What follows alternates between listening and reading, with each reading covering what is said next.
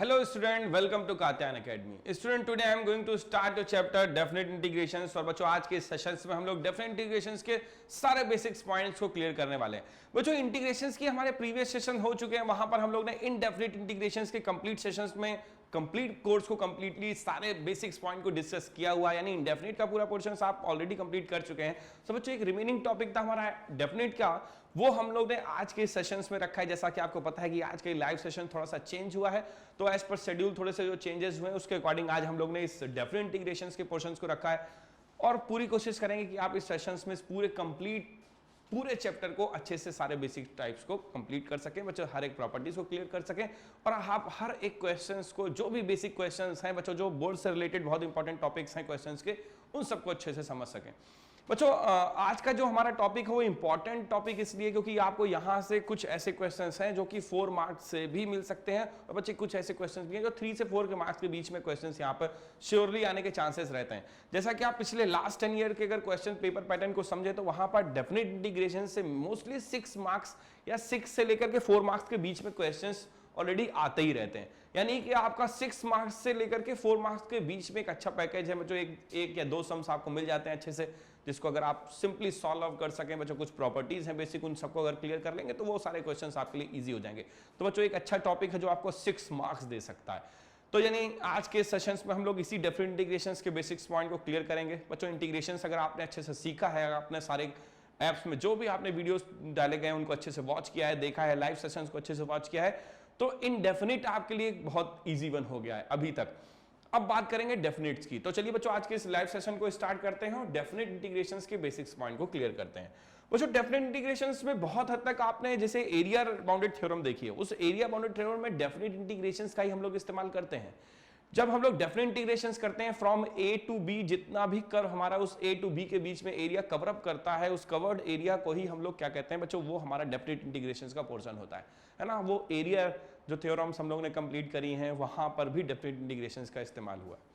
यहां पर definite integrations की कंडीशंस को देखें तो ये फंक्शन fx भी है कॉन्टिन्यूअस। सबसे पहले तो एक fx ऐसा फंक्शन है जो बच्चों एक कॉन्टिन्यूअस फंक्शन है, defined on close interval a to b, जो एक close interval a to b के बीच में डिफाइन है completely, and f be a anti derivative of fx, और f जो है बच्चों वो क्या है, वो एंटी डेरिवेटिव्स है, यानी कि उसका इंटीग्रेशन उस फंक्शन fx का, then a to b fx dx is equal to f, जो आपका जो fx है उसका आपने एंटी डेरिवेटिव कर दिया, निकाल दिया, f फॉर्म हो गया आपने, उसमें आपने अपर लिमिट और लोअर लिमिट रख देना है बच्चों। जो भी आपका इंटीग्रेशन फाइनली मिलेगा उसको आपको simply upper limit minus lower limit put करनी है, सॉल्व आउट करना है, जो भी कंप्लीट वैल्यू मिलेगी, this is the complete answer बच्चों। ये जो आपका होगा, this is integration is a complete definite integration. अब जो डेफिनेट का एक बेसिक रीजन ये भी समझिए, यहां पर ये इनडेफिनेट में आपके पास एक कांस्टेंट टर्म्स रहता था c, यहां पर वो कांस्टेंट टर्म्स बच्चों जो है वो आपका नहीं होगा इंक्लूड। उसका एक बेसिक रीजन देखिए, उसका रीजन क्या है, क्यों यहां पर वो कांस्टेंट टर्म्स आपके साथ यहां पर इंक्लूडेड नहीं है।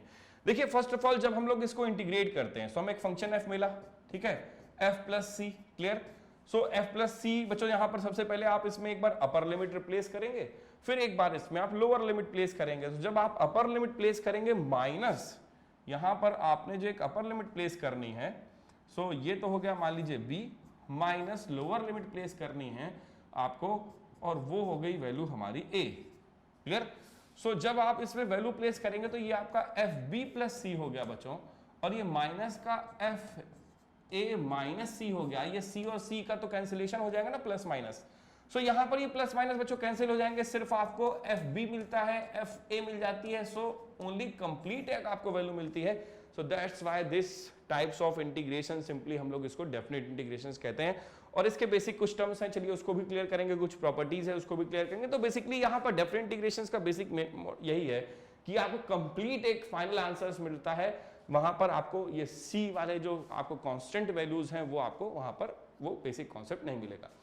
सो बच्चों आगे इस डेफिनेट की कंडीशंस को क्लियर करें। देखिए यहां पर जैसा मैंने आपको बताया है कि डेफिनेट इंटीग्रेशंस में सिंपली आपको वैसे ही इंटीग्रेट करना है, बेसिक प्रोसेस के साथ चलेंगे सिंपली। जैसे अगर आप स्टेप देखें तो हमारे पास एक क्वेश्चन है, सिंपली जरा देखिए, इसको वॉच करिए। यहां पर अगर हम लोग इस इंटीग्रेशंस की बात करें तो बच्चों इस इंटीग्रेशंस में 0 to pi by 2 e to the power x sin x minus cos x dx है, ये हमारा एक डिफरेंट इंटीग्रेशन का क्वेश्चन है। बच्चों इसको आप सिंपली पहला स्टेप यही कहता है कि आपने जैसे इंटीग्रेट करना था, जैसे आपने अभी तक इंटीग्रेट किया है बच्चों, पहले स्टेप का वही वर्क है, मेनली आप उसको वैसे ही इंटीग्रेट करिए जैसे अभी तक आप इसको इंटीग्रेट कर चुके हैं। सो पहले स्टेप के according we have to simply integrate them. अब जरा देखिए इसको इंटीग्रेट कैसे करेंगे। सो लुक एट दिस, ये हो गया 0 to pi by 2, 0 to pi by 2 e to the power x sin x और minus 0 to pi by 2 e to the power x cos x dx। तो इस बेसिक एग्जांपल की help से आप different integrations के पॉइंट को clear कर पाएंगे कि आखिर कितना डिफरेंस है हमारे, क्या कुछ ऐसा कुछ नया टर्म्स है हमारे डिफरेंट इंटीग्रेशंस में, कितना हद तक ये डिफरेंट प्रोसेस है हमारे इनडेफिनिट के साथ, ये हमारे इनडेफिनिट से कितना डिफरेंट है। बच्चों आप देखोगे कि बहुत ज्यादा डिफरेंस नहीं है, सिंपली सारे फॉर्मूले वैसे ही हैं, सारी कंडीशंस फॉर्मूले को अप्लाई करने की वैसे ही, वो सारे बेसिक टर्म्स बच्चों वैसे ही चलेंगे। फाइनली जब आप इंटीग्रेट कर लोगे तो वहां पर आपको लोअर और अपर लिमिट्स की वैल्यू जरूर पुट करनी पड़ेगी। जहां पर बच्चों देखिए जिस तरीके से आपने देखा डिस्ट्रीब्यूशन सिंपली होता है, वो सारा डिस्ट्रीब्यूशन इंटीग्रेशंस का वैसे ही हो रहा है। बस इस चीज को आप ध्यान रखिए, ये जो वैल्यू आपको दिख रही है this is the upper limit, ये हमारी अपर लिमिट है जिसको हम लोग यहां पर b से डिनोट करते थे, और this 0 is showing the lower limit जिसको हम यहां पर a से नोट कर रहे हैं। तो सिंपली आप पहले इंटीग्रेट करोगे फाइनली वैसे जैसे कर रहे थे, देन आफ्टर उसके बाद आप अपर और लोअर लिमिट की वैल्यू प्लेस करोगे फंक्शन जिसके लिए इंटीग्रेट हुआ है, यानी x के लिए अगर बच्चों इंटीग्रेट हुआ है, if we have to integrate with respect to x, so we have to placing the value of these values upper and lower limit in the place of x। आप x के लिए ही value सारी replace करेंगे। सो बच्चों बाकी सारा process आपको एकदम सेम मिलेगा। ओके चलिए तो बच्चों यहां से इस बेसिक इंटीग्रेशंस को परफॉर्म करते हैं जिससे आपको सारे टर्म्स क्लियर हो जाए। तो सबसे पहले बच्चों इंटीग्रेशंस जैसे फाइनली जिस तरीके से डिस्ट्रीब्यूट करते हैं वैसे डिस्ट्रीब्यूट किया है। Now we have to integrate this one. अब यहां पर आप देखोगे कि ये हमारे दो फंक्शंस में आ गया, फर्स्ट एंड सेकंड। अब बच्चों ये फर्स्ट और सेकंड आप डिसाइड कैसे करते हैं? भाई आपने आइलेट रूल सीखा हुआ है, इंडेफिनिट में हम लोग बच्चों आइलेट रूल कंप्लीटली सीख चुके हैं कि अगर दो फंक्शंस इस तरीके से प्रोडक्ट में आ जाएं तो वहां पर हम लोग प्रोडक्ट रूल अप्लाई करते हैं, और अकॉर्डिंग टू प्रोडक्ट रूल हमारे आइलेट रूल ये हेल्प करता है कि किस फंक्शन को हम फर्स्ट फंक्शन लेट करें, किस फंक्शन को हम सेकंड, क्योंकि हम यहां पर डिफरेंशिएशन के तरीके से किसी को भी फर्स्ट और किसी को भी सेकंड नहीं ले सकते। सो बच्चों आइलेट रूल के अकॉर्डिंग ट्रिग्नोमेट्रिकल फंक्शंस पहले है एज कंपेयर टू दिस, ये आइलेट ई सबसे लास्ट, यानी ये तो हो गया हमारा second and this is taken as first. तो यहां से सबसे पहले हमने फर्स्ट और सेकंड फंक्शन डिसाइड किया। Now we have to simply integrate them. यहां पर बच्चों इस वाले फंक्शंस को हमने अभी यहां पर इस इंटीग्रेशंस को हमने रोक के रखा है। देखिए इसको होल्ड करने का बेसिक प्रोसेस क्या कॉन्सेप्ट है, क्या आपको हेल्प करेगा वो बाद में देखते हैं।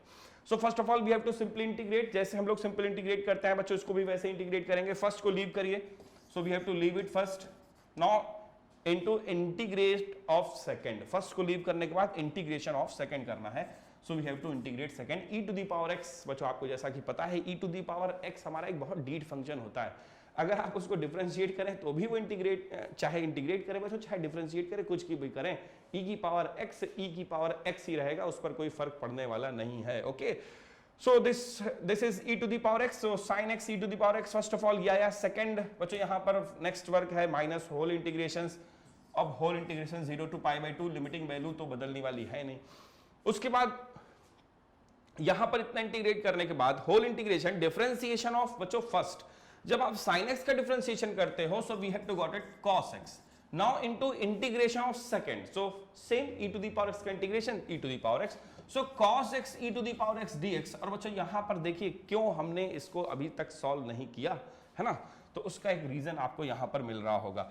सो यहां से बच्चों जब हम लोग इंटीग्रेट कर रहे हैं sin x का cos x में, तो यहां पर एक टर्म्स और देखिए e to the power x sin x, और सिंपली यहां पर मिलेगा हमारे पास ये एक e to the power x cos x, यहां पर लिख देता हूं, और ये भी है 0 से पाई बाई 2 है ना। सो चलिए इस चीज को देख लेते हैं। यहां पर फर्स्ट को हम लोग ने लीव किया, ठीक, फर्स्ट को लीव कर दिया बच्चों। सेकंड का हम लोगों ने क्या किया था, फर्स्ट को लीव किया इनटू इंटीग्रेशन ऑफ सेकंड किया। अब यहां से देखिए इस टर्म को करने पे दोनों ही माइनस मिल रहा है, कुछ चेंज और भी कर सकते हैं क्या बच्चों, साइन को अगर हम लोग सेकंड ले लेते तो ज्यादा अच्छा रहता बच्चों। यहाँ पर ये माइनस को चेंज करता है जिससे हमारे लिए आगे के लिए बड़ा हेल्पफुल हो जाता। अगर हम लोग यहाँ से रूल को थोड़ा सा चेंज करते, अगर हम बच्चों sin x को यहाँ पर ले लेते सेकंड फंक्शन और cos x को e to the power x को लेते फर्स्ट, तो हमें इसको लीव करना पड़ता है, इसका इंटीग्रेशन करते तब हमारे लिए शायद ज्यादा इजी वर्क रहता है। चलिए एक बार इसको चेंज करके देखते। बच्चों चेंज करके देखते हैं, फिर देखते हैं इससे क्या बेनिफिट होता है, क्योंकि यहाँ पर ये दोनों टर्म्स हमारे सेम मिल गए, ठीक है ना। सो थोड़ा सा चेंज करते हैं, देखिए प्रोसेस में वो तो सेम एज इट इज है, अब उसको चेंज करने का रीजन भी आपके सामने अभी मिल जाएगा। देखिए अगर हम फाइनली इस तरीके से इंटीग्रेट कर रहे हैं बच्चों, वहां पर हमारे पास दोनों ही टर्म्स निगेटिव मिल जा रहे हैं, वो भी तो निगेटिव ऑलरेडी है, ये भी टर्म्स निगेटिव मिल रहा है, सो वहां पर हमारे लिए हेल्पफुल नहीं है। सो यहां से रूल को हम लोग थोड़ा सा चेंज करते हैं। अब रूल के अकॉर्डिंग तो बच्चों यहां पर इसको होना चाहिए था फर्स्ट, लेकिन अब हम लोग इसको फर्स्ट लेके चल रहे हैं और यहां से इसको सेकंड लेके चल रहे हैं। अब देखिए शायद इससे कुछ बेनिफिट हो जाए, मतलब बेनिफिट क्या है, एक प्रोसेस पूरा कंप्लीटली इंटीग्रेशन कट जाना चाहिए। अगर कंप्लीटली कैंसिल आउट हो जाएगा तो आपके लिए इजी हो जाएगा कैलकुलेशंस करना। तो देखिए फिर से एक बार ट्राई करते हैं, फर्स्ट को लीव कर देंगे, so e to the power x leave है, इनटू इंटीग्रेशन ऑफ सेकंड। अब तो पता है बच्चों इसका तो इंटीग्रेशन सिंपली क्या होगा, माइनस, क्योंकि इंटीग्रेशन ऑफ साइन माइनस होता है ना। कॉस में तो प्लस में चलता है, लेकिन इंटीग्रेशन ऑफ दिस तो होता है माइनस में। सो साइन x का हो गया हमारा माइनस का कॉस x। तो चलिए देखिए यहां पर आ गया माइनस और ये हो गया हमारा कॉस x होल माइनस, देखते हैं 0 to pi by 2 whole integrations, ठीक है। फर्स्ट को आप डिफरेंशिएट करोगे तो e to the power x का अगर आप डिफरेंशिएशन भी करते हो बच्चों तो क्या होगा, e to the power x। अब जरा देखिए इनटू इंटीग्रेशन ऑफ सेकंड, और बच्चों जैसे ही हम लोग इंटीग्रेशन ऑफ सेकंड यानी e to the sine x का इंटीग्रेशंस करेंगे, so this is minus cos x, और माइनस ये ऑलरेडी है इसको प्लस कर देगा। अब ये जरा देखिएगा cos x, अभी जरा देखिए भाई, अब वॉच करिए बच्चों क्या अब हमारे पास कैलकुलेशन इजी हुआ कि नहीं। देखिए ये टर्म्स हमारा e to the power s cos x dx 0 to pi by 2 ये प्लस में है, this is 0 to pi by 2 minus e to the power x cos x dx ये नेगेटिव है। So these two plus minus are cancel out, मतलब आपको integrate करना ही नहीं पड़ेगा। सो बेसिकली हमारा सारा फोकस आ गया यहीं पर, minus e to the power x cos x। और रही बात लिमिटिंग वैल्यू की, तो बच्चों वो भी ध्यान रखिए हमारी लोअर लिमिट 0 थी और अपर लिमिट है पाई बाई 2। तो अब आपको फाइनली सॉल्व करनी है वैल्यू। क्या बच्चों इतना तो इंटीग्रेशंस आपको सिंपली वही मिला जो बेसिक्स हम लोग करते आ रहे थे सिंपल इंटीग्रेशंस में प्रोसेस में। अब यहां से बच्चों यहां पर आपको सिर्फ एक बार अपर लिमिट प्लेस करनी है, now minus lower limit f b minus f a, जो अभी तक हम लोग वहां पर आपने बेसिक कंडीशंस में सीखा था। सो चलिए उस वैल्यू को पुट करते हैं और फाइनल आंसर लिखते हैं। तो बच्चों इन सारी चीजों का ध्यान रखिए, देखिए ये सारे टर्म्स थे, अगर हमने उसको रिप्लेस कर दिया, ब्रेक किया रूल आइलेट का, तो उसने हमें हेल्प किया यहां पर इंटीग्रेशंस को सॉल्व करने में, यानी हमें एक टर्म्स का बेसिकली इंटीग्रेशन से ही बच गए, नहीं तो अदरवाइज हम वो करते ही रहते, सॉल्व होता ही रहता, आता ही रहता, तो बड़ा लंबा प्रोसेस हो जाता। ओके चलिए, सो यहां पर माइनस हो गया, then after we have to replace it first of all upper limit. So जरा देखिए e टू द पावर यहां पर वैल्यू पुट करेंगे, e to the power pi by 2 और cos pi by 2, cos pi by 2 minus, ये तो हो गया बच्चों हमारा upper limit. Now we have to place this lower limit. So lower limit बच्चों क्या है, 0, so e to the power 0 cos 0, clear. चलिए ये तो हो गई हमारी लोअर लिमिट। अब जरा क्वेश्चन की कंडीशंस को वॉच करिए, cos पाई बाई 2 क्या होता है। सो ये तो हमारे सारे मैथ्स के बच्चे जानते हैं कि भाई cos पाई बाई 2 तो 0 देता ही नहीं, cos 90 की वैल्यू अगर 0 होती है बच्चों 0 से मल्टीप्लाई होकर सब कुछ 0 कर देगा, इसलिए कहते हैं 0 जैसे लोग साथ बचिए। भाई 0 बहुत अच्छा भी है तो 0 बहुत खराब भी है, बहुत सारी बड़ी वैल्यूज को 0 भी कर देगा मल्टीप्लाई अगर हुआ, लेकिन बच्चों अगर ऐड होता है तो वैल्यूज को बहुत इंक्रीज भी कर देता है ना, बढ़ा भी देता है। खैर चलिए आज अपने मेन पॉइंट पर, ये तो हुआ हमारा बेसिकली 0, और दूसरा ये क्या हो गया, ये हुआ हमारे पास 1, और बच्चों cos 0 भी 1 होता है, सो this is -1, now minus is multiplied, so final answer is +1, यानी कि इस कंप्लीट इंटीग्रेशंस की वैल्यू डेफिनेट इंटीग्रेशंस में आपको एक डेफिनेट वैल्यू, देखिए डेफिनेट इंटीग्रेशन जो नाम है उसका रीजन समझिए, आपको एक डेफिनेट कंप्लीट वैल्यू फॉर्म होगी इंटीग्रेशंस में। अब यहां पर कोई फंक्शन में आपको CV वगैरह नहीं मिलने वाला, कोई इस तरीके से फंक्शन नहीं मिलने वाला, कोई C नहीं मिलने वाला। फंक्शंस में बच्चों वेरिएबल भी होते हैं, वेरिएबल्स में क्या है वो इंडेफिनिट है, वैल्यू कुछ भी हो सकती है, एक जनरल फॉर्म है। यहां पर बच्चों आपको एक डेफिनेट आंसर मिला है कि the integration of this complete value from 0 to pi by 2 is completely 1, है ना। So that's why this types of integration is called definite। बच्चों ये हमारा एक definite integrations की कैटेगरी में आता है। So ये तो हो गया बच्चों definite integrations को सॉल्व करने का बेसिक तरीका। क्या कुछ आपको लगता है कि चेंज है इंटीग्रेशन से? भाई थोड़ा सा एक चेंज है, आपको इंटीग्रेशंस वैसे ही करना, then after we have to placing upper limit and lower limit, उनकी वैल्यू प्लेस करनी है। और ये ध्यान रखना है कि जो आप अप्लाई कर रहे हो लिमिट बच्चों, वो उसी बेसिक फंक्शंस के प्लेस पर रिप्लेस करोगे जिसके लिए आप फंक्शंस को बेसिकली इंटीग्रेट कर रहे हो, ठीक है, जिसका आप एंटी डेरिवेटिव फाइंड कर रहे हो। सो ये तो हो गया बच्चों हमारा एक सिंपल इंटीग्रेशन प्रोसेस जो डेफिनेट इंटीग्रेशन में अप्लाई करते हैं। और अब आते हैं कुछ और बेसिक टर्म्स में डेफिनेट इंटीग्रेशंस बाय सब्स्टिट्यूशंस। देखिए बच्चों, आपने इंडेफिनिट में भी सब्स्टिट्यूशंस की बहुत हेल्प ली है। बहुत सारे ऐसे क्वेश्चंस हैं बच्चों जो विदाउट सब्स्टिट्यूशंस करना पॉसिबल ही नहीं होता है। बहुत सारे ऐसे क्वेश्चन, जैसे सिंपली अगर हमारे पास कुछ इस तरीके का क्वेश्चन आ जाए, इंटीग्रेशन ऑफ, आपने इस तरीके के क्वेश्चंस को अच्छे से टैकल भी किया होगा, 1/x log x। अब बताएं, ऐसे क्वेश्चन है, अब हमें इसे इंटीग्रेट करना है, तो विदाउट सुटेबल सब्स्टिट्यूशन क्या बच्चों पॉसिबल है? नहीं पॉसिबल है भाई। इस सिचुएशंस में आप log x को सिंपली क्या लेट करते हैं, we have to let us log x is equal to t। तो यहां पर देखिए हम एक्चुअल में जो लेट कर रहे हैं, इसका मींस बेसिकली हम log x को t से सब्स्टिट्यूट कर रहे हैं, है ना। अब log x को t से रिप्लेस कर रहे हैं। तो बच्चों यही बेसिक वो सब्स्टिट्यूशन प्रोसेस है जो हम लोग अप्लाई करते हैं अपने इंडेफिनिट में, और उसी बेसिक प्रोसेस को अपने डेफिनिट में भी अप्लाई करना है, लेकिन कुछ बेसिक चेंजेस होते हैं, उनको सीखना है।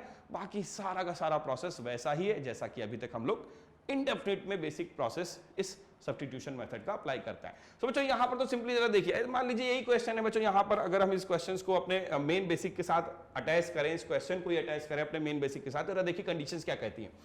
सो जो डेफिनेट इंटीग्रेशंस बाय सब्स्टिट्यूशंस है to evaluate a to b fx dx, तो बच्चों वो हमारा a to b fx dx मान लेता हूं, यही हो गया 1/x log x, और मैं यहां से ले लेता हूं 0 to 1, सिंपली ऐसे ही ले लेता हूं। अभी तो देखते हैं वैल्यू क्या की, तो एज इट इज हम लोग ने ऐसे ही जनरल क्वेश्चन लेके रखा है और इसको अपने स्टेप्स के साथ मैच करेंगे। देखिएगा ध्यान से, स्टेप 1 क्या कहता है, according to step 1 first make suitable substitutions. पहला काम तो आपको करना क्या है बच्चों, वही करना है, आपको सुटेबल सब्स्टिट्यूशन, ऐसा सब्स्टिट्यूट करिए वैल्यू जिससे आपका एक इंटीग्रेशन फॉर्मेशन बन सके। किसी को भी उठा के आप सब्स्टिट्यूट नहीं कर सकते बच्चों। आप यहां पर सोचे किसी भी वैल्यू को उठा के सब्स्टिट्यूट कर दे, हमारा फॉर्मेशन हो ही जाएगा। तो बच्चों ऐसा एकदम नहीं है, आपको इस चीज को सोचना पड़ेगा, थोड़ा सा देखना पड़ेगा, ध्यान रखना पड़ेगा कि आप किस वैल्यू को सब्स्टिट्यूट करें जिससे आपका कंप्लीट सब्स्टिट्यूशंस वो फॉर्म हो सके, है ना। मेक सुटेबल सब्स्टिट्यूशन, ये बहुत जो वर्ड सुटेबल लगा है ना बच्चों, ये चीज है जो आपको थोड़ा सा प्रैक्टिस से आएगी, क्वेश्चंस को सॉल्व करने से आप सीखोगे। ओके चलिए, तो यहां पर जैसे बच्चों हमारा वो सुटेबल सब्स्टिट्यूशन क्या था, हम चाहते तो x को लेट कर सकते थे, ठीक, लेकिन नहीं, हम लोग ने log x को t लेट किया। देखिए उससे फायदा क्या, जब हम log x को बच्चों t लेट कर रहे हैं, सो यहां से 1/x we have to differentiate them, simply जैसे करते हैं, we have to differentiate both ways with respect to x। So log x का 1/x हुआ dt by dx।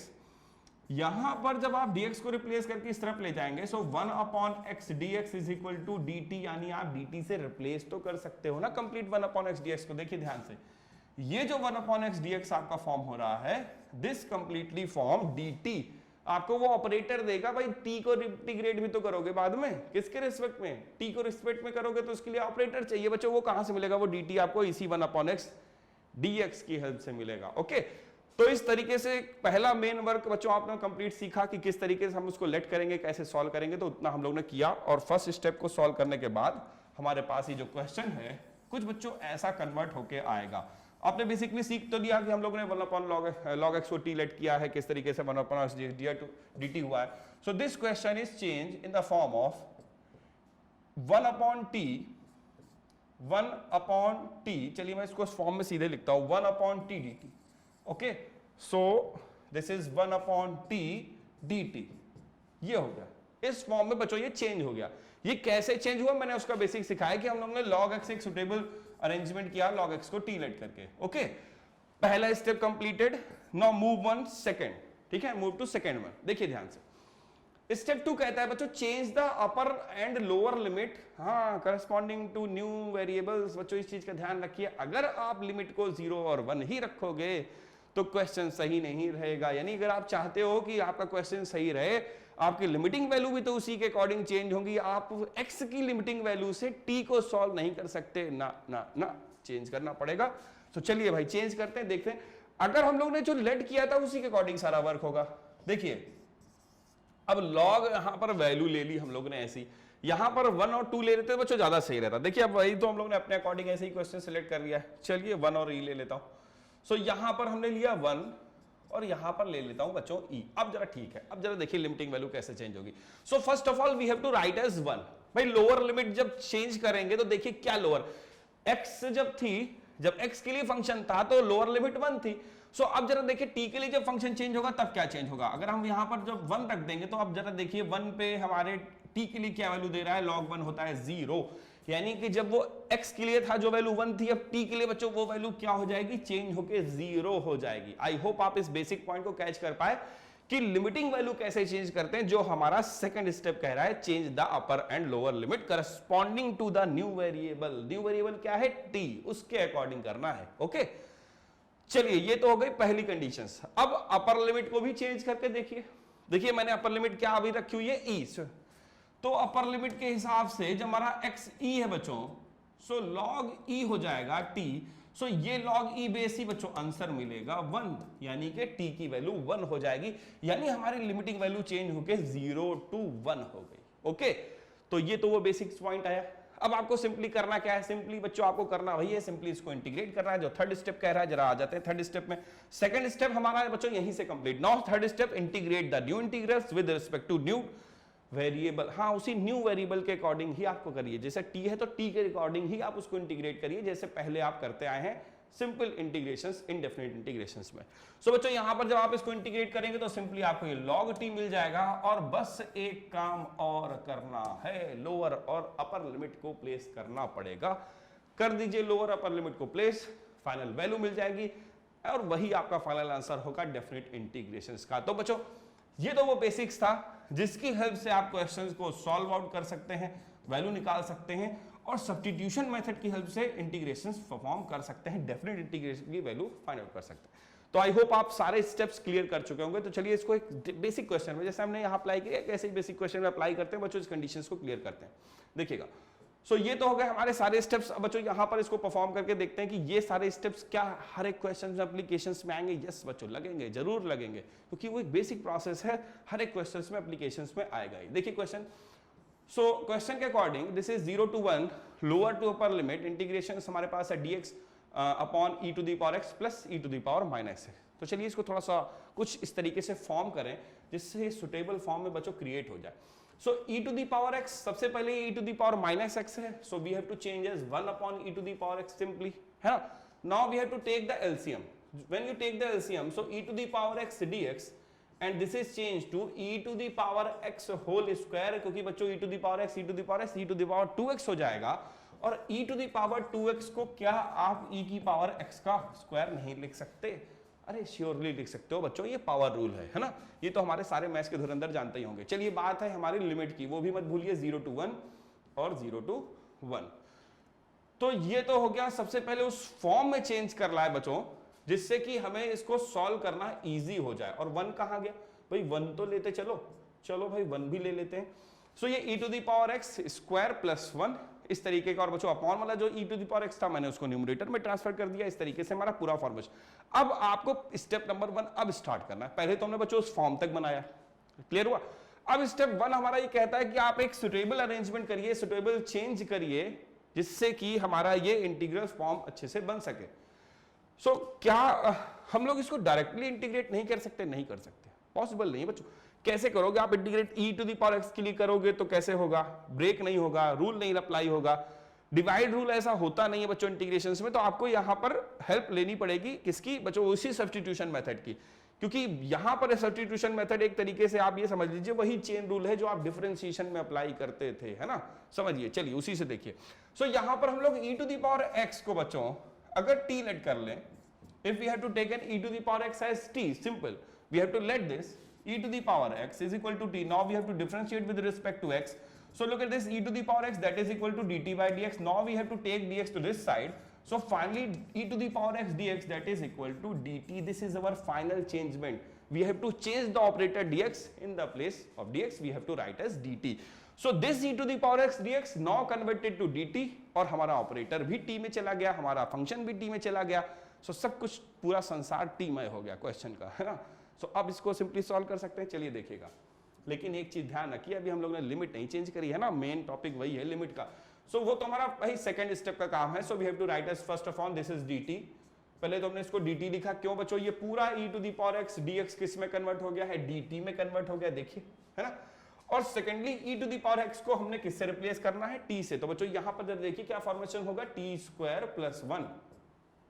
ओके, रही बात लिमिट की, तो वो मैंने अभी अप्लाई नहीं करी क्योंकि मुझे अभी वो चेंज करनी है। हम लोग अब 0 से 1 नहीं ले सकते। उसका एक रीजन समझिए क्योंकि अभी हम लोग ने पिछली इस चीज को डिस्कस किया था। स्टेप 1 के अकॉर्डिंग हम लोग ने फॉर्म असेंड किया, फॉर्म कर लिया, सुटेबल अरेंजमेंट कर लिया बच्चों, उसके बाद हम लोग ने सारा रिप्लेसमेंट कर लिया। अभी जो कंडीशन सेकंड ये कहती है कि आप अपनी लिमिटिंग वैल्यू को भी बदलिए अकॉर्डिंग टू टी, क्योंकि अभी तक वो लिमिटिंग वैल्यू किसके लिए थी बच्चों, एक्स के लिए एप्लीकेशन में थी, अब हमें उसको टी में बदलना है। चलिए देखते कैसे बदलेंगे बच्चों। जो हम लोग ने लेट किया है term c to the power x equal to t, तो जब हमारी लोअर लिमिट x की वैल्यू जब 0 थी, तब देखें t के लिए क्या आंसर देगा। तो चलिए यहां पर 0 पुट करते हैं। सो जब हम लोअर लिमिट 0 पुट करेंगे इन the place of x, so t के लिए हमको आंसर वो देगा 1, है ना। सो जो लोअर लिमिट है बच्चों अब वो हो जाएगी हमारी 1, so we have to write as 1। चलिए नेक्स्ट आ जाइए।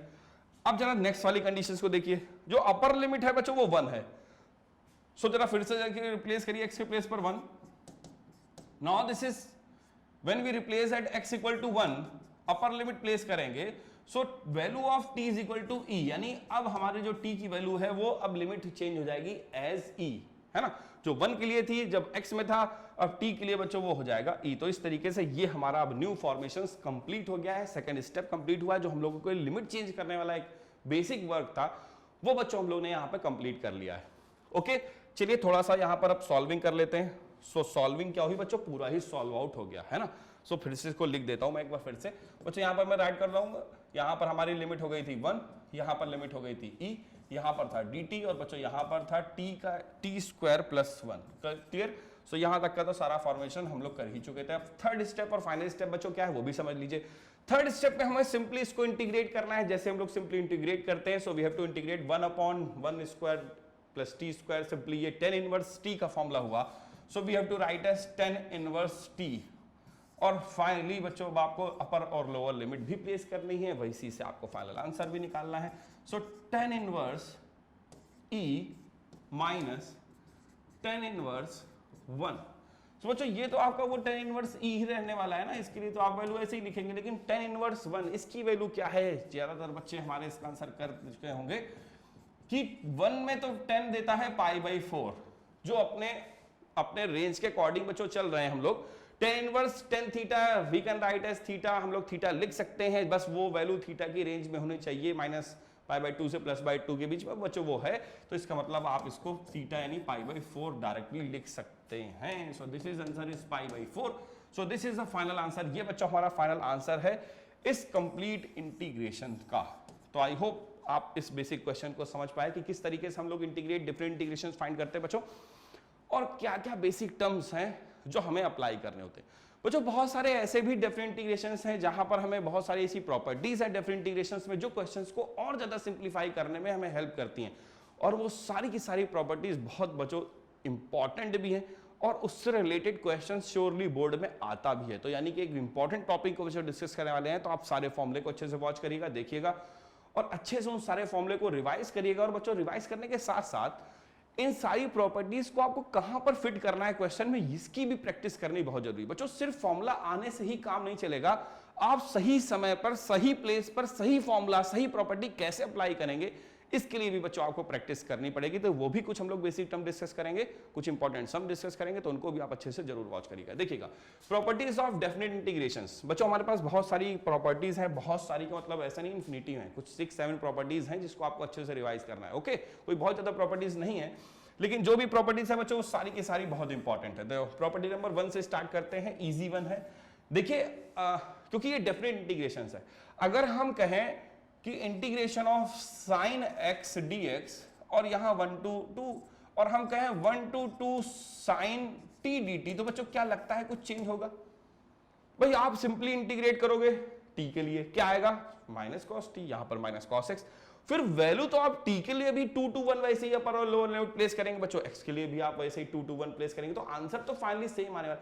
कहने का मतलब ये है, फर्स्ट प्रॉपर्टी हमें यही बताती है कि डमी वेरिएबल है, मतलब आप वेरिएबल को चाहे fx dx a to b लिखें, चाहे इसको हम लोग a to b ft dt लिख दें, कोई फर्क नहीं पड़ने वाला। मतलब फंक्शन नहीं बदल सकते बच्चों, ये मत समझ लेना कि सर आपने फंक्शन ही बदल दिया, ना ना ना, फंक्शन वही है fx, फंक्शन में x वेरिएबल चेंज है। जैसे अगर हम कहें a to b sin x dx लिखिए आप, या चाहे आप इसको a to b sin t dt लिख दें बच्चों, इससे कोई फर्क नहीं पड़ेगा। क्योंकि ये डेफिनेट इंटीग्रेशन है, आप ऐसा कर सकते हैं, डमी वेरिएबल अप्लाई कर सकते हैं। So this is the property number 1, जहां पर हमें रिक्वायरमेंट होती है जिन कहीं कहीं पर क्वेश्चंस में, तो बच्चों हम अपने हिसाब से इस तरीके से चेंज कर सकते हैं। ओके, ध्यान रखिएगा फंक्शन नहीं बदलना है, सिर्फ वेरिएबल आप इस तरीके से चेंज कर सकते हैं। चलिए ठीक है, तो ये तो हमारी प्रॉपर्टी नंबर 1 हो गई। अब बच्चों प्रॉपर्टी नंबर 2 की बात करें। देखिए प्रॉपर्टी नंबर 2 के अकॉर्डिंग हम लोग लिमिट को इंटरचेंज कर सकते हैं, मतलब लोअर को अपर से, अपर को लोअर से। तो क्या कोई फर्क होगा? एक फर्क होता है, चलिए उसको वॉच करते हैं।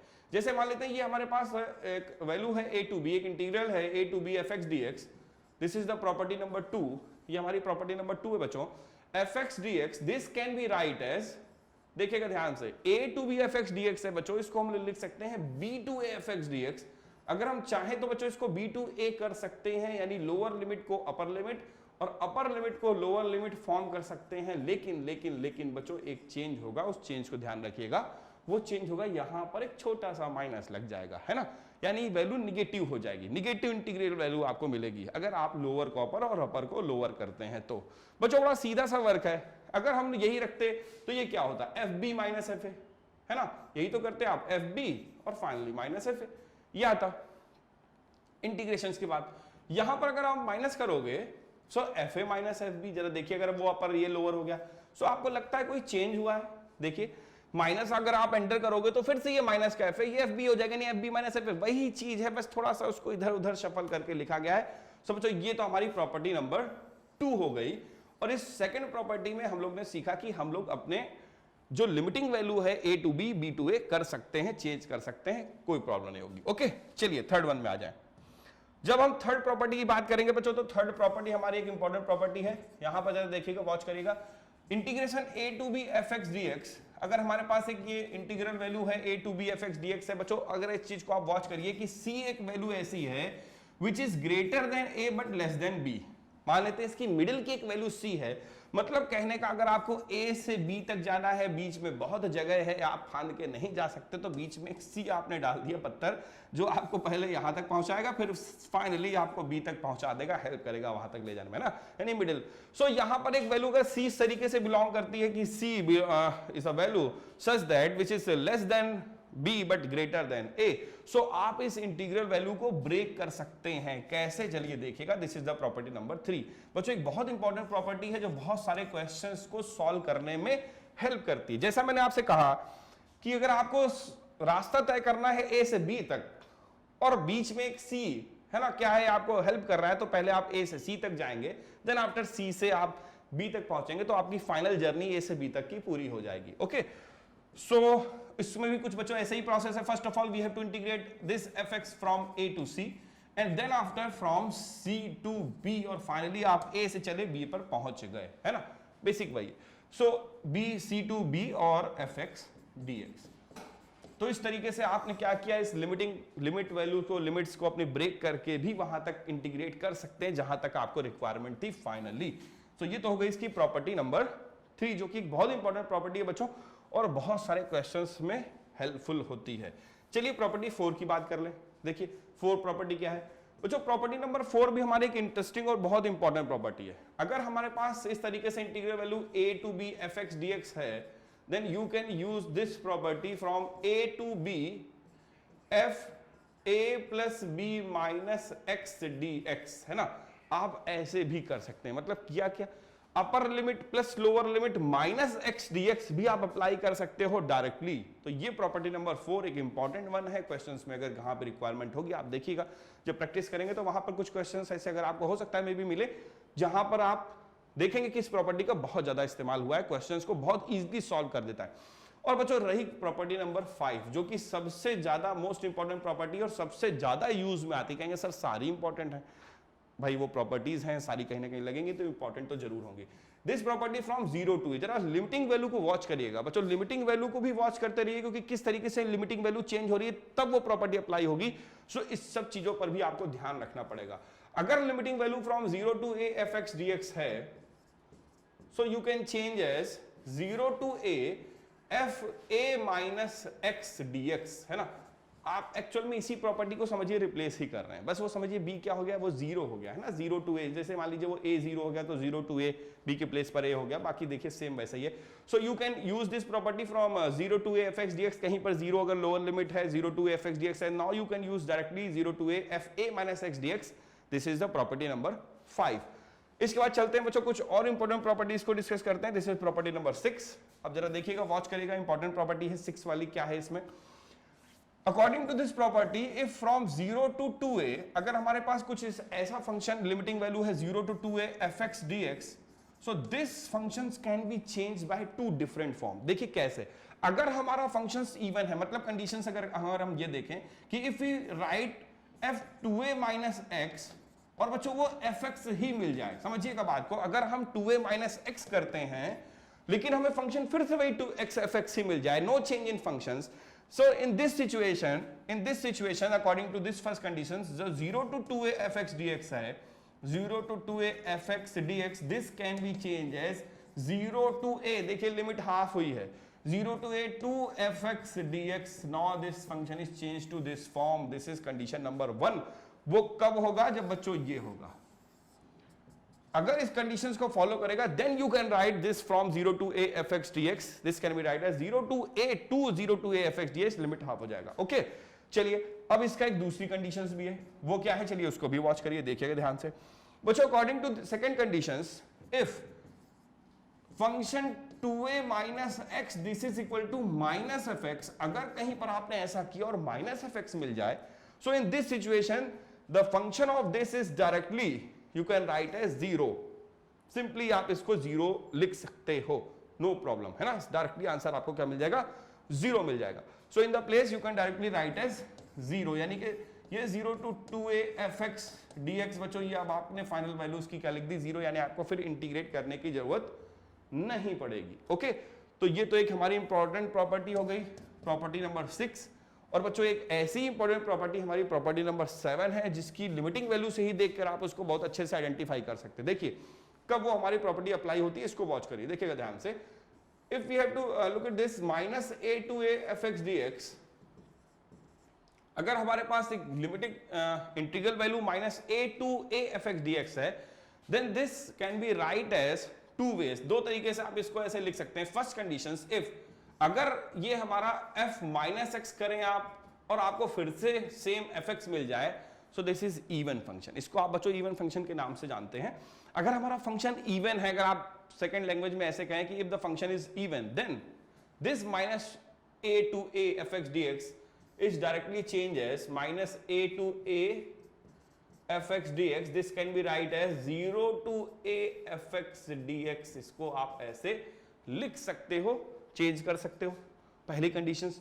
लेकिन बच्चों अगर सेकंड प्रॉपर्टी आ जाए, सेकंड कंडीशंस क्या कहती है कि अगर हमारी कहीं पर अगर fx आपने माइनस एक्स किया और फंक्शन माइनस fx के इक्वल आ गया, सो इन दिस सिचुएशन, जैसा कि यहां पर बच्चों हुआ था 2a माइनस एक्स, सो यहां पर भी सेम वही प्रोसेस होता है। अगर आपका ये वैल्यू अगर माइनस fx के इक्वल आ गई है, ऑड फंक्शन जिसको आप कहते हो, ये सिचुएशन आ गई, then minus a to a fx dx is directly is equal to 0, integrate करने की जरूरत नहीं है, आप इसका आंसर डायरेक्टली 0 ले सकते हैं।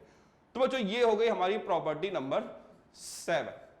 तो इस तरीके से बच्चों हम लोग ने 7 डिफरेंट प्रॉपर्टीज आपको बताई। इन सारी इंपॉर्टेंट प्रॉपर्टीज कंडीशंस को आप अच्छे से वॉच करिए, देखिए इन सारी प्रॉपर्टीज के बेस पर ही हमारे बहुत सारे डिफरेंट क्वेश्चंस जो हैं वो सॉल्व होते हैं। तो चलिए इन प्रॉपर्टीज के एप्लीकेशंस को सीखना स्टार्ट करते हैं और वॉच करते रहिए, बहुत क्विक टाइम में इसको सॉल्व करेंगे बच्चों, आपको ज्यादा देर नहीं होगी, है ना। तो चलिए देखिएगा बच्चों, एक क्वेश्चन है, इसको देखिएगा, वॉच करिए, कंडीशंस को भी देखते रहिए। 0 to 4 gx, है ना, क्वेश्चन को वॉच करिए, 0 to 4 gx। अब जरा gx कैसे डिफाइन है ये भी देख लो। 0 से 4 के बीच में, 0 से पाई के लिए फंक्शन हमारा sin 2x में चलता है। तो अगर हमारे पास जरा देखिए 0 है, 4 है और बीच में है ये पाई, यानी 0 से 4 तक पहुंचने के लिए आपको पहले जरूरत पड़ेगी 0 से पाई तक जाने की, देन आफ्टर पाई से आप 4 तक का सफर तय करेंगे, then after you are reaching your destination 4, है ना, तब आप अपने डेस्टिनेशन 4 पर इजीली पहुंच जाएंगे। कैसे जरा देखिए। सो बच्चों 0 से अगर हम पाई की बात करें, सो अकॉर्डिंग टू 0 से 5 अगर हमारा x 0 से 5 है, तो हमारा फंक्शन जरा देखिए sin 2x है। So we have to write as sin 2x dx। So यानी जो हमारा ये 0 to 4 gx है, ये पूरा सफर फंक्शन का कैसे इंटीग्रेट होगा वो देखिएगा, ब्रेक कैसे हो रहा वो देखिएगा।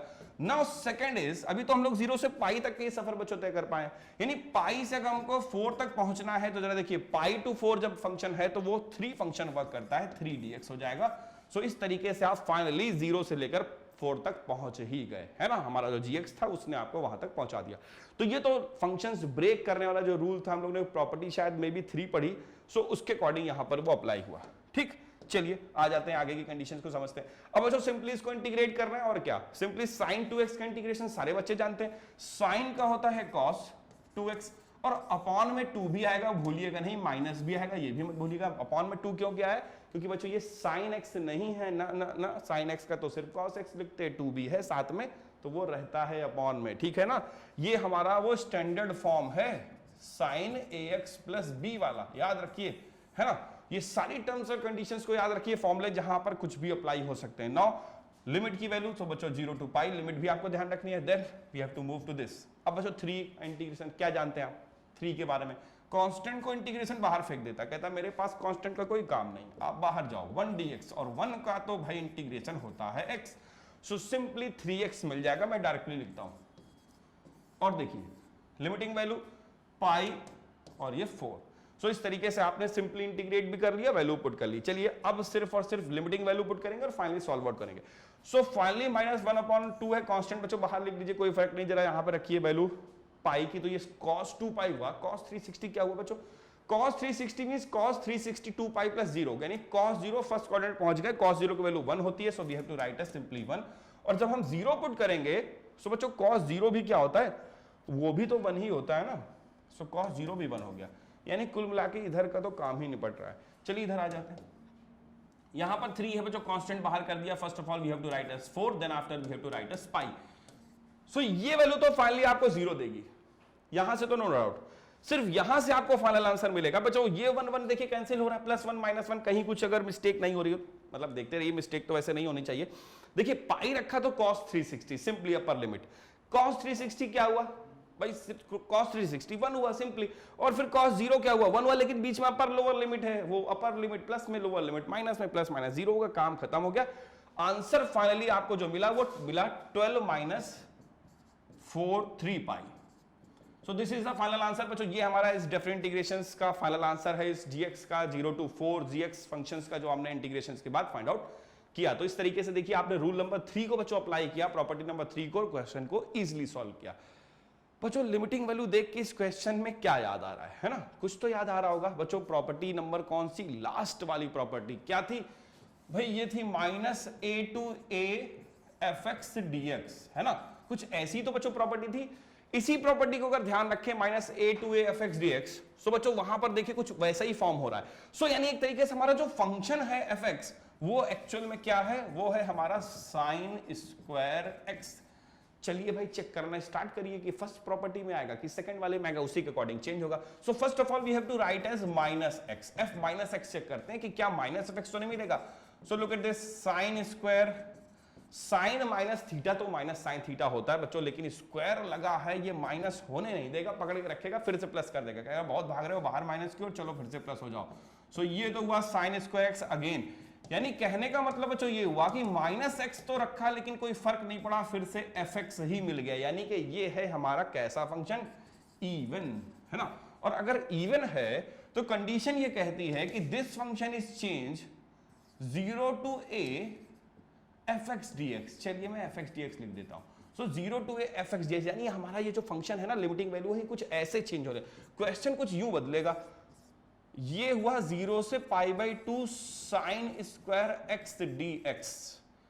ओके, तो ये फॉर्मेशंस था, कैसे हुआ, प्रॉपर्टी कौन सी यूज करी, जरूर लिखिएगा बच्चों, मैंने एक एक पूरी प्रॉपर्टी आपको करके दिखाई, आपको भी ये सारा वर्क करके शो करना पड़ेगा, कौन सी प्रॉपर्टी आपने यूज करी है वो भी आपको यहां पर शो करनी पड़ेगी।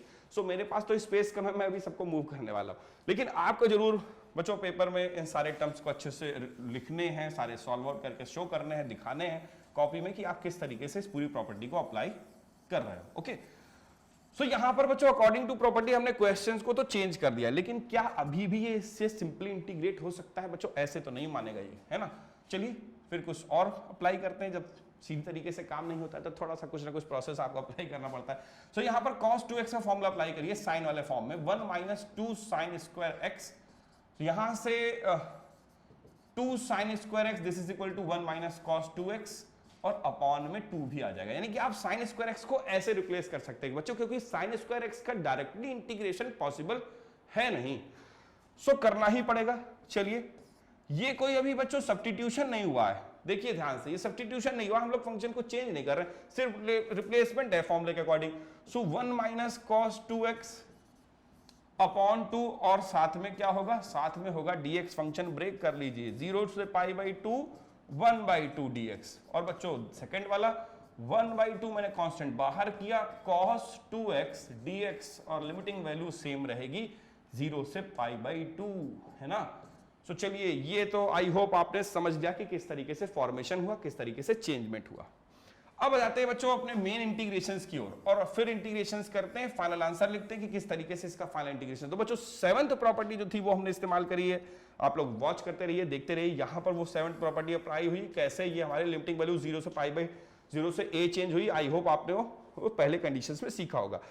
अब यहां पर आ जाते हैं बच्चों इंटीग्रेशंस में। तो 1/2 कांस्टेंट है, क्या हुआ, इंटीग्रेशन से बाहर हुआ, x का इंटीग्रेशन सारे बच्चे जानते हैं, 1 का इंटीग्रेशन x हुआ, x का नहीं, है ना, 1 का इंटीग्रेशन x हुआ। तो चलिए 1 का इंटीग्रेशन x किया 0 से π/2, ये हो गया माइनस। अब बच्चों cos की बारी आई। सो cos तो कहता है कि इंटीग्रेशन होगा sin, तो ये तो हो गया sin 2x, लेकिन अपॉन में 2 मत भूल जाना, अगर आप 2 भूल गए तो क्वेश्चन रॉन्ग हो जाएगा, क्योंकि ये 2x है, स्टैंडर्ड फॉर्म है, 2 अपॉन में रहेगा। सो यहां पर 2 लिखिए और उसके बाद इसकी भी लोअर और अपर लिमिट 0 से π/2। तो सारी चीजें फिट हैं, सही हैं, बस सिर्फ और सिर्फ वैल्यू पुट करनी है, सॉल्व करना है, फाइनल आंसर लिखना है। तो चलिए सीधे वैल्यू पुट करते हैं। सो लुक एट दिस, π/2 रखेंगे, सो 1/2 π/2 माइनस 0 अपर माइनस लोअर, और यहां पर भी बच्चों कुछ वैसे ही प्रोसेस 1/4 लिख लेता हूं, क्योंकि 2 अपॉन में एक और है, कांस्टेंट का वैल्यू से कोई मतलब नहीं है, आप लिमिट्स वैल्यू से पहले बाहर ले सकते हो। Then after we have to putting the limit, upper limit बच्चों रखोगे, सो ये हो जाएगा sin π। कैसे, देखिए, जब आप यहां पर π/2 रखते हो, चलिए मैं रख के दिखाता हूं, 2 π/2 और बच्चों यहां पर हो गया sin 0। अब बताइए कंडीशंस क्या कहती है, sin 0 कैसे हुआ, जब आपने सीधे x की प्लेस पे 0 रखा, सबको मल्टीप्लाई करके 0 कर देगा। बच्चों यहां से 2 और इसकी जब बात करें तो ये बना sin π। अब sin का जो आंकड़ा है पाई के साथ अच्छा नहीं चलता बच्चों, पाई, 2 पाई, 3 पाई, ये सब जितने पाई होते हैं ना, यहां पर साइन हमेशा 0 होता है, साइन की वैल्यू हमेशा क्या देती है 0, साइन पाई, क्योंकि साइन 180 प्लस 0 साइन 0 होता है, तो सिंपली ये भी 0, ये भी 0, सब कुछ 0, पूरा 0, यहां से इसका काम खत्म। और बच्चों ये π/4 आंसर हुआ, 0 के साथ मल्टीप्लाई होकर उधर भी वाला टर्म 0 हुआ, यानी कुल मिला के सब कुछ सॉल्व करने के बाद फाइनल आंसर हमें मिला π/4। तो बच्चों ये हमारा इसका फाइनल आंसर है, जो हम लोग ने 7th बेसिक प्रॉपर्टी को अप्लाई करके फाइंड आउट किया। तो प्रॉपर्टी नोट करते जाइएगा बच्चों, कौन कौन सी प्रॉपर्टी हम लोग लगातार अलग अलग डिफरेंट यूज करते जा रहे हैं। चलिए बच्चों एक और इंपॉर्टेंट सम्स की ओर आते हैं। यहां पर देखिए कौन सी बेसिक प्रॉपर्टी अप्लाई हो सकती है जिससे हमारा क्वेश्चन इजी हो जाए। पहले क्वेश्चन को थोड़ा सा बच्चों फॉर्म कर लेते हैं।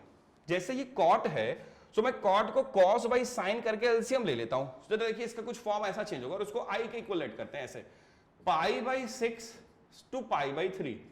क्लियर हुआ बच्चों? और मैंने जब इसको cos बाई साइन लिखा, साइन एलसीएम लिया, वो तो ये कुछ ऐसा फॉर्मेशन बना √sin x और अपॉन में देखेंगे सो √sin x और प्लस √cos x। तो कुछ ऐसा फॉर्मेशन बच्चों क्वेश्चन का चेंज होके हो गया जब हम लोग ने इस कॉट को चेंज कर दिया साइन और कॉस के फॉर्म में। सो मैं इसको चलो क्लियर कर देता हूं, देखिए ध्यान से, 1/1 प्लस √cos अपॉन √sin। देखिए कुछ इस तरीके से आप ब्रेक करोगे cos बाई साइन कॉट को, not taking the LCM, simply आप एलसीएम टेक कर लोगे तो साइन के साथ 1 के देंगे तो √sin हुआ, फिर वो ऊपर, तो वैसे ही फॉर्मेशन हुआ ना सिंपली। सो ये हमारा मेन एक क्वेश्चन बना। अब प्रॉपर्टी के अकॉर्डिंग मैंने इसको ले लिया 1। अब जरा आप खुद सोचिए कौन सी प्रॉपर्टी यहां पर लगनी चाहिए। चलिए मैं एक प्रॉपर्टी आपको याद दिलाता हूं। अगर बच्चों हम लोग प्रॉपर्टी नंबर 4 को अच्छे से देखें, सो प्रॉपर्टी 4 क्या कहती है, 0 a to b fx dx अगर कहीं पर इस फॉर्म में है हमारा integral, so this can be write as a to b f a plus b minus x dx कर सकते हो। फॉल्स प्रॉपर्टी आपको इस चीज की इजाजत देती है। सो बच्चों यहां पर भी तो कुछ ऐसा ही है, देखिए a to b है, ये a लिखिए, इसको समझिए b, a to b है ना, ये पूरा फंक्शन है, आप अप्लाई कर सकते हैं। तो चलिए अप्लाई करिए, देखिए क्या कंडीशंस मिलती है। So we have to using property number this, ये फोर्थ प्रॉपर्टी है बच्चों जो हम लोग ने आपको सिखाई थी, बताई, उसी प्रॉपर्टी को हम लोग इस बार इस्तेमाल कर रहे हैं। सो बच्चों हर बार एक अलग क्वेश्चन में एक अलग प्रॉपर्टी की हेल्प से क्वेश्चन सॉल्व हो रहा है। अभी 3 हुआ, फिर उसके बाद बच्चों सीधे 7th हुआ, अब यहाँ पर 4th हो रहा है। तो देखते रहिए किस तरीके से डिफरेंट प्रॉपर्टीज यहाँ पर इस्तेमाल होती जा रही है। सो π/6 टू π/3, चलिए प्रॉपर्टी अप्लाई करते हैं। सो जहां जहां पर हमारा ये साइन x है, so we have to replaced x in the place of π/3 plus π/6 minus x, है ना, कुछ ऐसा a minus x से रिप्लेस होगा। सो π/3 और जो ये 60 है, ये 30 है, 90 माइनस x हुआ। सिंपली आप इसको लिख सकते हो, मैं इसको डायरेक्टली सॉल्व करके सीधे लिख देता हूं π/2 माइनस x, है ना भाई, बात तो यही बनी। देखिए ये हुआ 60, ये हुआ 30, 60 30 90 90, मतलब π/2 माइनस x, सिंपली सॉल्व करेंगे यही बनेगा। तो चलिए सबको इसी से रिप्लेस कर देते हैं। सो यहां पर भी फिर से वही रिप्लेस हुआ, साइन π/2 माइनस x, और बच्चों यहां पर देखिए कॉस के प्लेस पर, यहां पर कॉस π/2 माइनस x, और ये हमारा है dx। ओके, क्वेश्चन थोड़ा सा बच्चों लेंदी लगेगा लेकिन इजी वन है।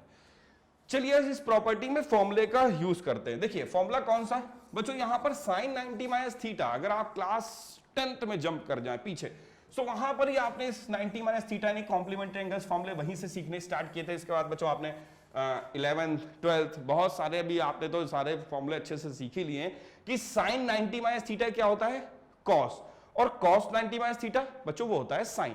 तो आप इसी प्रॉपर्टी को यहां पर सिंपली अप्लाई करिए, देखिए किस तरीके से फॉर्मेशन होगा। सो बच्चों अगर हम उस फॉर्मूले को अप्लाई करें, so I is equal to π/6 to π/3, π/6 to π/3, next sin 90 minus theta क्या हो गया बच्चों, under root cos x। So we have to write as under root cos x।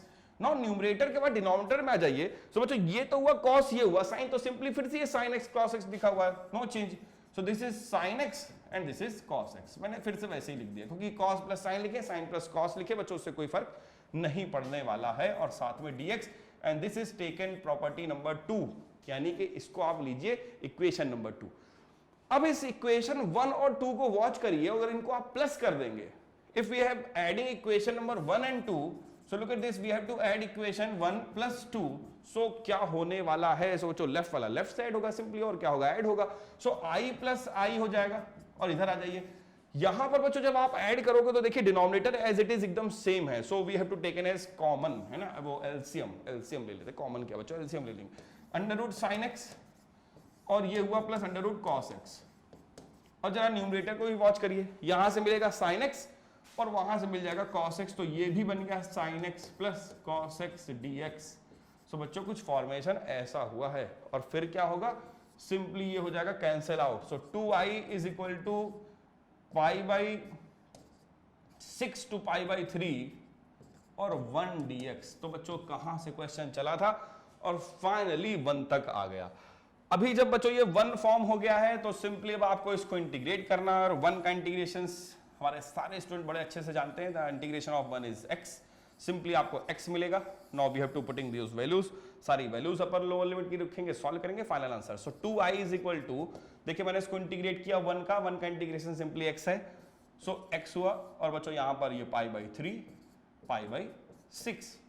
So we have to write as lower limit upper limit first of all, then after lower limit. So π/3 minus π/6, और ये बच्चों 2i जैसा था as it is वैसा ही है। अब आप π/6 यानी 60 से 30 माइनस करेंगे तो सिंपली 30 ही बचेगा। सो π/6 और बच्चों 2 और अपॉन में ले जाइए। So π/12 is a final answer. I hope question को आप अच्छे से समझ पाए। सो बच्चों ये तो थी प्रॉपर्टी नंबर कौन सी बच्चों, प्रॉपर्टी नंबर 4। चलिए कुछ और बेसिक्स पे चलते हैं, जहां पर हम लोग कुछ और डिफरेंट प्रॉपर्टीज को डिस्कस करेंगे। बच्चों एक क्वेश्चन है, इसको वॉच करिएगा और इस क्वेश्चन की कंडीशंस को देखिएगा, अच्छे से क्लियर करेंगे और आपको बताएंगे कि आखिर कौन सी बेसिक प्रॉपर्टी यहां पर इस्तेमाल हो सकती है। सो बच्चों देखिए ध्यान से, 0 से पाई है x, 10x dx है, sec x है। बच्चों अगर एक प्रॉपर्टी अगर हम लोग देखें ध्यान से, तो वहां पर हम लोगों ने एक प्रॉपर्टी पढ़ी है 0 to a fx dx। बच्चों अगर कहीं ऐसा है then you can write as 0 to a fa minus x dx। कौन सी प्रॉपर्टी है बोलो? तो ये बच्चों प्रॉपर्टी है हमारी 5 नंबर, क्योंकि 4th वाली थी a to b fx dx, तो बच्चों 5 थी हमारी a to b fa minus x dx। So this is the property number 5। तो बच्चों करते करते हम लोगों ने कई सारी डिफरेंट प्रॉपर्टीज आपको क्लियर कर दी हैं। अच्छे से वॉच करते रहिएगा, मन लगा के देखिए बच्चों, क्योंकि बहुत इंपॉर्टेंट सम्स हैं और अगर आप इन सारी प्रॉपर्टीज को अच्छे से क्लियर कर लेंगे तो आपके लिए इन क्वेश्चंस को सॉल्व करना इजी हो जाएगा। ठीक है, बहुत जल्दी इसको कंप्लीट करेंगे, परेशान मत होइए। So evaluate 0 to pi x 10x dx, बस मन लगा के देखते रहिए, है ना। सो 0 to पाई x, और कहते हैं सब्र का फल मीठा होता है, मतलब जल्दी काम हो जाएगा अच्छे से। सो 0 to pi x 10x dx और अपॉन में sec x plus 10x है। सो बच्चों यहां से अगर हम लोग इसको हाईलाइट करते हैं, इस मेन क्वेश्चन को ही हाईलाइट करते हैं, यहां पर प्रॉपर्टी अप्लाई करते हैं। सो क्वेश्चन में अगर हम इसी को फर्स्ट ले लें कोई फर्क नहीं पड़ेगा। This question is taken as first of all 1, इसी को ही इक्वेशन 1 लेते हैं। चलिए मैं एक बार लिख लूं, 0 से पाई और x 10x, we have to write as question x 10x dx upon sec x और plus 10x। So simply we have to taken question as equation number 1।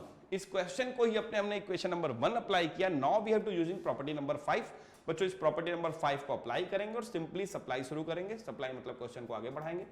सो बच्चों यहां पर हुआ 0 to पाई, और जब आप लिमिट अप्लाई मतलब क्वेश्चन में जब प्रॉपर्टीज अप्लाई करोगे तो जहां जहां x है बच्चों किससे रिप्लेस होगा, a माइनस एक्स। देखिए a माइनस एक्स, a यहां पर क्या काम करेगा, pi. So this can be change as pi minus x and 10x is also change as 10 pi minus x, और डिनोमिनेटर का भी बच्चों यही हाल होगा। सिंपली जहां जहां पर x है वहां पर पाई माइनस एक्स ही हो जाएगा। सो यहां पर भी sec पाई माइनस एक्स, फिर यहां पर आ जाइए और बच्चों प्लस है 10 pi minus x. So this can be write as 10 pi minus x. तो सबसे पहले तो बच्चों हम लोगों ने रिप्लेस किया, प्रॉपर्टी अप्लाई करी। Now look at this 10 180 minus theta. बच्चों कहां किस क्वाड्रेंट में कैसे वैल्यू दिखेंगे, तो बच्चों ASTC रूल क्या कहता है कि अगर सेकंड क्वाड्रेंट में है तो बारी होती है सिर्फ साइन की, और ये क्या है 10, तो ये क्या प्लस रहेगा, नहीं बच्चों 180 में पहली बात तो फंक्शन नहीं चेंज होता, तो 10 तो 10 रहेगा, no change.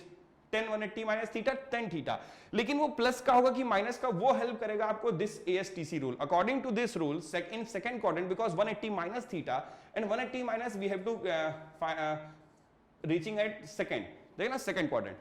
So in second quadrant the only sign is positive, so this is 10, so that's why this is negative value. Sec is also given negative and 10 also given negative, so all values are negative. सारी की सारी बच्चों negative ही मिलने वाली हैं, कुछ positive नहीं मिलेगा। सो भाई चलिए पॉजिटिव नहीं मिलेगा कोई बात नहीं, नेगेटिव से ही काम चलाएंगे। सो माइनस, मैंने यहां इसका माइनस आगे बच्चों ऐसे लिख दिया, पाई माइनस एक्स। और वॉच करिए, देखिए यहां से 0 से पाई हुआ, और बच्चों यहां पर माइनस मैंने ले लिया कॉमन, क्योंकि देखिए माइनस का ये भी मिलेगा, माइनस की ये वैल्यू भी मिलेगी, दोनों ही वैल्यू माइनस में आएंगी, क्योंकि ये दोनों ही साइन नहीं है, और दोनों ही साइन नहीं है, इसका मतलब साइन की बारी होती है सिर्फ पॉजिटिव होने की सेकंड क्वाड्रेंट में, तो बच्चों दोनों ही नेगेटिव होने, इसलिए दोनों की माइनस होने को पहले ही कॉमन ले लो। So this is sec x, और फिर से ये बन गया प्लस का 10x। Clear? Now this minus is cancelled out, simply cancel हुआ, and this is taken as equation number 2, है ना। सो बच्चों ये तो हो गई हमारी इक्वेशन नंबर 2। अब इसके बाद चलिए मेन टॉपिक पर आ जाए बच्चों। फर्स्ट इक्वेशन क्लियर हो गई, सेकंड इक्वेशन क्लियर हो गई, कौन सी प्रॉपर्टी लगी वो क्लियर हो गई। आगे के प्रोसेस के लिए बच्चों हमें इन दोनों ही इक्वेशंस को सिंपली ऐड करना पड़ेगा आपस में। So we have to add equation number 1 and 2। So equation 1 plus 2, इन दोनों इक्वेशंस को सिंपली हम लोग ऐड कर देते हैं, देखते हैं क्या होगा। बच्चों ऐड करेंगे, ऐड ही होगा सिंपली। लेफ्ट वाला पोर्शन लेफ्ट से ऐड होगा, यानी i plus I, so this is 2i, है ना। और यहां पर देखिए 0 से पाई, अब 0 से पाई, i और i यही सब इसमें आता है। सो बच्चों आपको ध्यान रखना पड़ेगा, बड़ा मिलते जुलते टर्म्स वाले होते हैं। सो i पाई वाई सब चलता रहता है, आपको बहुत अच्छे से इसमें सारी वैल्यूज को रखना पड़ेगा। सो x और 10x dx क्लियर, और अपॉन में देखेंगे तो sec x प्लस 10x। और बच्चों जरा सेकंड वाले में आ जाइए, जिसको हमने ऐड किया, वो भी है 0 से पाई, pi minus x 10x clear, और अपॉन में बच्चों सेम वही है sec x प्लस 10x। तो जरा देखिए डिनोमिनेटर तो बच्चों एज इट इज एकदम सेम है, सेम आप इसको ये ऐसे 2i लिख सकते हैं। 0 से पाई लिमिटिंग वैल्यू भी सेम है। Now you can take as LCM sec x plus 10x, simply ये हमारा एलसीएम हो गया। और यहां पर जब आप वॉच करोगे तो ये है x 10x, और बच्चों जब आप इसको ऐड करोगे तो मैंने इसको मल्टीप्लाई कर लेना है, पाई 10x हो जाना है, और बच्चों ये हो जाना है माइनस का x 10x। अब इससे क्या हेल्प हुई बच्चों, हेल्प ये हुई कि प्लस माइनस कैंसल्ड हो जाएगा, है ना। सो चलिए भाई देखते हैं कैंसिल होने से कुछ फायदा हुआ कि नहीं। सो बच्चों ये minus, this is plus, both are cancel out. Pi बच्चों कांस्टेंट है, बाहर ले सकते हो आप, सो 2i 0 to pi simply 10x मिला आपको इन न्यूमरेटर और sec x प्लस 10x। इतना सब बच्चों हम लोगों ने किया सब कुछ, सॉल्यूशन 2i निकाला, सॉल्विंग किया, लेकिन हेल्प क्या हुई? कहेंगे सर वहीं पे फिर आ गए, वहीं पे नहीं आए बच्चों। जरा देखिए वहां पर क्वेश्चन में x था जो कि मेन प्रॉब्लम क्रिएट कर रहा था हर तरीके से फॉर्मेशंस में, अब यहां सिर्फ और सिर्फ 10x है। सो अब ये question as compare to this question बहुत हद तक सॉल्व हो चुका है, सिर्फ एक दो स्टेप्स आपको और करनी पड़ेगी। वहां पर जो फॉर्मेशन नहीं हो पा रहा था बच्चों, अब वो पॉसिबल है। क्या आप यहां पर sec x minus 10x simply multiply divide कर सकते हैं, numerator and denominator both. So we have to multiplying and dividing by sec x minus 10x, simply आप sec x minus 10x से न्यूमरेटर में, sec x minus 10x से denominator में। Chinese language है बच्चों, थोड़ा सा ध्यान से समझिएगा। sec x minus 10x है, उसको थोड़ा सा जल्दी में लिख दिया है, थोड़ा सा स्पेस भी कम है, ठीक है। सो यहां से इस टर्म्स को थोड़ा सा यहां से क्लियर कर लेते हैं, थोड़ा सा स्पेस बच्चों बनाएंगे और उसी स्पेस में आगे का सारा कैलकुलेशन। ओके, सो बच्चों जरा देखिए, जब हम लोगों ने वहां से sec x minus 10x किया उस चाइनीज लैंग्वेज में, सो sec x minus 10x multiply होने के बाद जरा देखिए क्या मिला, 2i। अब इस बार सीधे सीधे सही लैंग्वेज में लिखता हूं।